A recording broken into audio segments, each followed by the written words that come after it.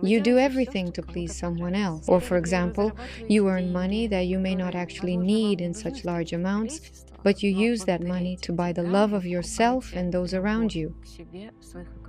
For instance, you agree to things you don't want, again, just for the sake of being loved. Or you put up with relationships that have long since run their course. Or you smile when you're feeling very sad inside and actually want to cry. Where does this lack of self-love come from? Well, it's all because 90% of us live on the first level of love, the most painful, the most dependent, and the most dangerous. This is Nadezhda Koroleva, Omline Academy of Superconscious States Coaching. Today, let's explore the 3 levels of love, and I'll show you how to move to the next level. Without spending a decade on it, you'll gain a concrete understanding of what true self-love is and why 99% of people live in an illusion. 3 levels of self-love. Our evolution happens gradually. Part of this evolution is developing love within ourselves. And specifically, as part of this evolution, it involves the development of levels of love. Self-love, love for the world, and love for humanity. We can divide these levels into 3. The first level is, I love myself if you love me. That is, if I am loved, then I am, I exist, I am alive, I am important, I am needed. In other words, I am alive. But if I am not loved, then what? I do not exist. No. Most of us actually live at this level. We love ourselves, we perceive ourselves, we value ourselves, we even believe that we exist within ourselves. The sense of self that I am alive if those around us love us, accept us, acknowledge us, or reflect us in some way. The second level of love is that I love myself, regardless of whether you love me or not. We all subconsciously strive for this level when we look, for example, at Instagram feeds. See successful, remarkable, self-assured, radiant people, and think, well, they probably love themselves regardless of whether others like them or not. We really want to be independent of others' love, self-reliant, self-loving individuals.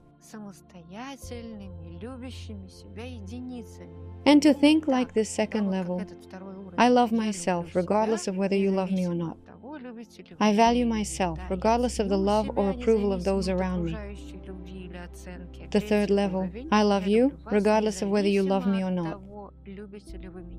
Notice that at the second level, I love myself, but at the third level, I already love you. So it turns out that our love for others, unconditional love, begins only at this third level. The happiest people are those who have reached the second or third level.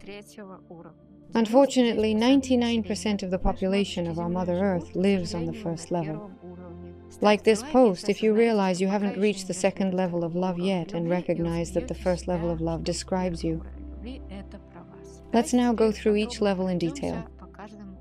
The first level, I love myself if you love me. Okay, it sounds like this. I love myself when I'm appreciated, when I'm praised, when I'm recognized, when I'm told I'm good. I love myself when I receive positive reinforcement from other people. But do you know what's really behind this level of love? Behind all of this lies the fear of death. If I'm loved, it means I won't be abandoned if something happens. It means someone will need me. I won't be kicked out of the pack, I won't be kicked out of the cave, I won't be eaten by wild beasts. My pack accepts me. I'm just like everyone else. Do you see what a deep, millennia-old chain this is? And it's all tied to the fear of losing love. Because of this very love, we're ready to walk barefoot in the cold to our beloved. We're ready to perform any feats and endure anything. Take, for example, earning money that you might not even need. We often use money to buy love for ourselves, to buy respect for ourselves, to buy our own sense of worth when people make love to someone they don't really want to. Or, for example, working until we're exhausted, enduring insults, enduring pressure, enduring neglect just to occasionally receive words of support or at least a warm glance. For the sake of love, which isn't even love for them, people will do anything. What is the greatest danger of this level? When a midlife crisis begins, you suddenly start reevaluating everything and realize that some things have passed you by, that you haven't achieved much, that you aren't actually loved. And this midlife crisis means you have to find that support and love within yourself. We become disappointed in the people from whom we wanted to receive love.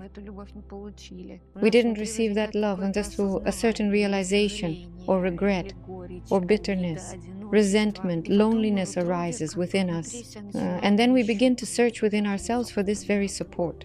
So, is it really necessary to go through all these losses, disappointments, and betrayals just to find this love for oneself, for one's own self? I think you should definitely write in the comments whether you've already faced such a heavy loss and whether a bright thought has crossed your mind. Isn't it time to love yourself, regardless of whether others love you or not? For example, if parents stop loving us, that's a very heavy tragedy. Or when we don't live up to our parents' expectations, when they're unhappy, when we get good grades, build a career, or marry someone they choose, all for their sake. That is our parents. Then there's family, husband, wife. These are also very important people whom we seek out precisely to achieve that level of love. When I love myself, when someone close to me loves me, we often find a kind of like-mindedness, understanding, support, and love in people who are actually strangers to us. And they are the ones who give us this reinforcement. I love myself when I am loved. And it's very hard for us to part ways. It's very hard for us to deal with betrayal. And it's very hard for us when people leave us. That's exactly why we get jealous. That's exactly why we envy. That's exactly why we control. So, the second level, we're talking about our desired state. I love myself, regardless of whether others love me or not. How many crises must a person go through to start thinking this way? So many losses, so many betrayals, disappointments in people, a lack of motivation to do anything, disappointment in life. So if a person has found their way out from within, if they've found a foundation within themselves, then they say, fine, screw you all, don't love me. You can choose not to love me, I'll love myself. If you realize right now that you're in such a period, then most likely karma and fate want you to break free from these codependencies, break free from counterdependence, and start finding the center of self-love, your inner worth. We become independent of other people. Yes, perhaps this state of being grew out of some not-so-positive feeling. A person truly grows stronger, and they begin to truly love themselves, value themselves, and respect themselves. And that is when this phrase we find in the Bible truly begins to take hold. Love your neighbor as yourself. So the transition from the first stage of love to the second can take a decade. Sometimes years, if you're lucky. Please write in the comments what you personally had to go through to stop seeking others' approval. Have you already established the mindset that I love myself regardless of whether others love me or not? Or do you still feel sorry for yourself because you don't receive love in return and you don't love yourself? Have you already started learning to love yourself? So we're going to discuss with you now how to move on to the second level, as always, with some useful life hacks. The usual path, as we've discussed, is often very painful. A person has to go through a lot of personal disappointment. But there is another path, a more conscious one. You must see the truth. First, for example, you don't love yourself. You value other people's approval. You trade yourself, your feelings, your time, and your abilities to gain the love of those around you.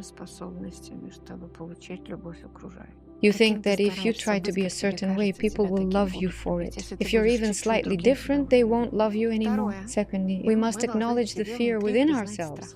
Fear always lies behind our behavior. If I don't love, I will die. You just need to see it and name it at least once. Confronting this deep-seated fear can be very unpleasant, so it's perfectly fine to do this in the presence of a therapist. Third, you'll have to start separating yourself from others. That is, you are you, and they are them. Their opinion of you is their opinion, and your true worth is your true worth. If your mom valued you highly, you feel good. If your mom valued you poorly, you feel bad. Your mom's opinion is your mom's opinion. Meanwhile, I remain myself. You have worth regardless of whether they valued you, loved you, or what they said about you. Fourth, we need to find a foundation within ourselves. For example, what do you value most about yourself? Name that quality to yourself, the one you always value in yourself, even if no one tells you that you're good for it. And sense of self-worth will grow. Fifth, stop selling yourself short. Stop trading yourself for support or attention. Stop doing things with the expectation that you'll get something in return. Give up one thing today that you do solely for the approval of someone else. No, maybe it's an action you take even though you don't want to. Maybe it's a relationship where you aren't valued. Maybe it's a task, maybe it's a meeting, maybe it's listening to something on the phone. Or maybe it's a friendship where you're the only one giving and giving. Sixth, you'll have to go through a phase of counterdependence. At a certain point, even looking ahead, it will seem like nobody needs you anymore. No one is interested in you. Everyone has forgotten about you. If you're in this stage right now, you still need to get through it. It's normal, it's not the end, it's just a transition. Your attachments are breaking away from you and you're turning all your love inward. The next step we need to take together as a way to transition from self-loathing to self-love is to boost our own serotonin or dopamine levels.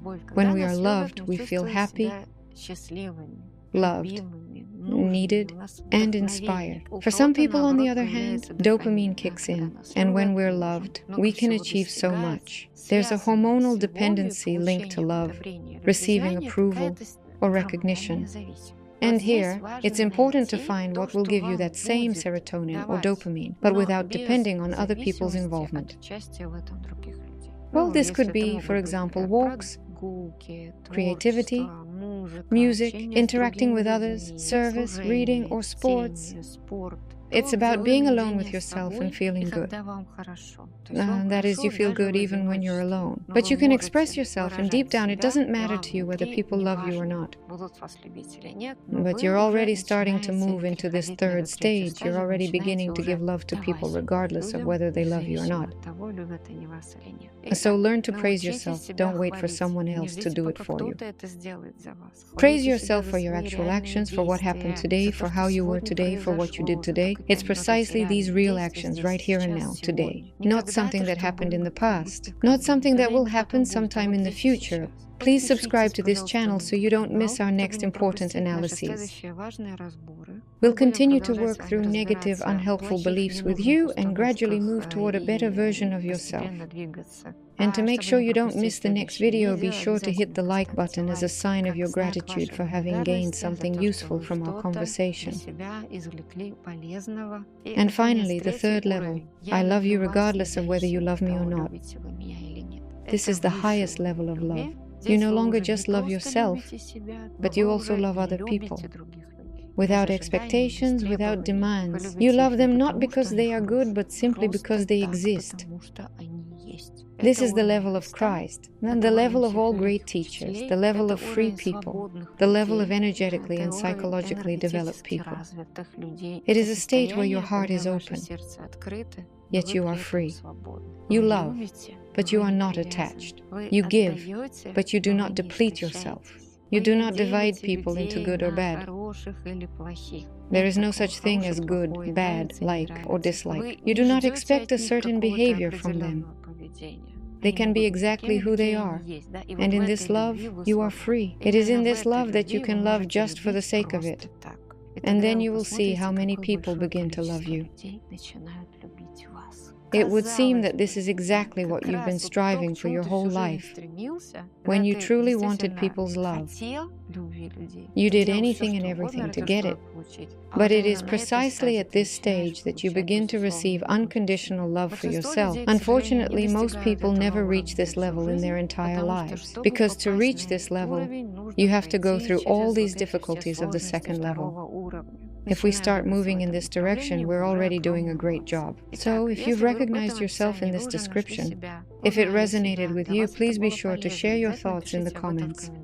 And if you feel that you're stuck at the first level of love, that you want to move to the second level, become independent and find your own value and wholeness within yourself, but don't know how, come to our Coaching of Superconscious States Academy, and we'll definitely help you with this. You'll achieve it very quickly.